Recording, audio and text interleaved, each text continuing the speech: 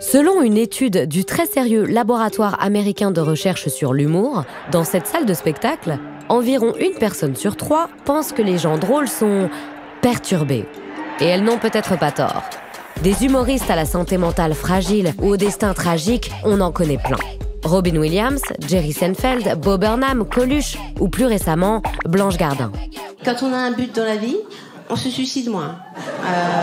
Moi, je me suicide beaucoup moins qu'avant. Vraiment. Mais alors, faut-il être triste pour être drôle ?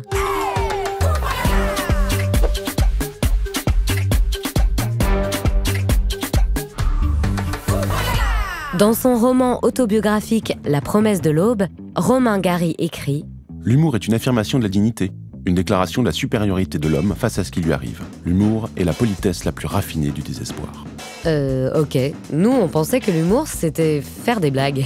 Aber so ein bisschen der Kern einer jeden Comedy-Geschichte ist schon manchmal traurig oder ja, Verzweiflung ist auch gut. Lui, c'est Kurt Krömer. Faire des blagues, c'est son métier. Ja, hier ist. In Berlin ist der Lehrermangel besonders schlimm. Für ganz Berlin gibt es nur einen Ethiklehrer. Und der wurde letzte Woche in Hellersdorf erschossen.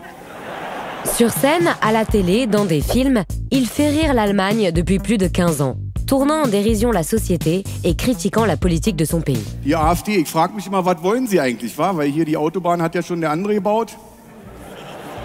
En 2020, il annonce à son public qu'il ne va pas bien, du tout. Ein Jahr vor der Klinik war ich komplett lebensunfähig. Also ich konnte nicht mehr einkaufen gehen, ich konnte mich nicht mehr treffen, mich unterhalten, konzentrieren, gar nichts. Also wir sind immer 1 Jahr, 2 Jahre zurückgegangen, wo ich dachte, okay, ich bin schon seit 3 Jahren depressiv, seit 4. Zum Schluss kam raus, dass es ungefähr so 30 Jahre waren. Eh oui, 30 ans, c'est long. Le mythe du clown triste qui pleure une fois le rideau fermé serait-il réel ? Ich glaube, das ist so ein bisschen das Ammenmärchen, dass der Komiker immer traurig ist. Also das ist so der traurige Pierrot, der hier Tränen hat und so, dass der die Leute zum Lachen bringt, aber privat halt überhaupt nicht lustig ist. Weil bei mir ist ja auch, ich habe ja die Depression überwunden. Ich habe da rausgefunden und könnte somit ja den Beruf gar nicht mehr ausüben, weil ich jetzt nicht mehr depressiv bin. Et ce métier d'humoriste, le plus souvent, c'est un homme ou une femme avec un micro, et c'est tout. À la fin du 19e siècle, les professionnels de la vanne brisent le 4e mur pour s'adresser directement au public et surtout raconter leur vie. On invente le stand-up. À New York, dans les années 60, le genre prend un nouvel essor. Les comedy clubs se multiplient et un certain Lenny Bruce devient l'un des humoristes les plus célèbres des États-Unis. Mais c'est aussi le plus controversé. Il est arrêté 3 fois pour obscénité. Avec Lenny, aucun sujet n'est tabou. Sometimes I wish that she were dead, but it'll probably take her 2 hours to get ready. Il ouvre la voie à ses successeurs pour parler de tout. Après la mort, la drogue et le sexe, c'est plus facile de parler de dépression. En 1966, Lenny Bruce est retrouvé mort chez lui d'une overdose d'héroïne. I'll be living in my Nob Hill mansion, rich and all alone. Très vite, le stand-up arrive en Europe. Et aujourd'hui, celle qui manie l'art de tourner en dérision sa tristesse, c'est Blanche Gardin. Quand tu es au bout de ta vie, que tu te dis, bon, bah, visiblement, l'existence, c'est quelque chose qui n'a pas été fait pour moi. Tu te dis, bon, au pire, si ça tourne mal, j'ai l'option suicide, je peux le faire. Hein. C'est une idée qui est très réconfortante, en fait.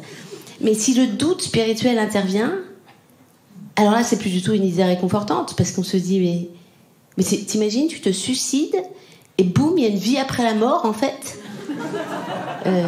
Encore cette merde Son premier spectacle, Il faut que je vous parle, elle commence à l'écrire lors d'un séjour en hôpital psychiatrique.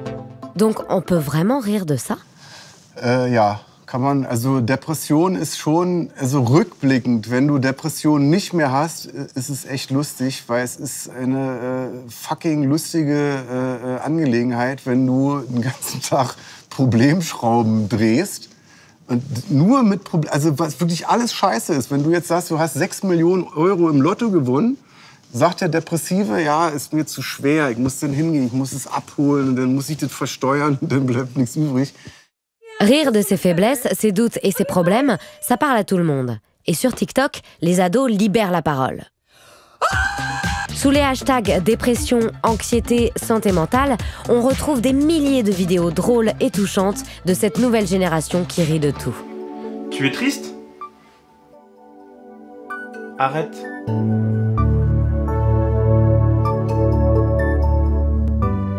Bei jungen Leuten, die jetzt ranwachsen, die jetzt vielleicht auch auf die Bühne wollen, haut die Themen raus. Überlegt, ist euch das vielleicht peinlich, jetzt darüber zu reden? Und wenn euch das peinlich ist, dann redet darüber, dann wird's lustig.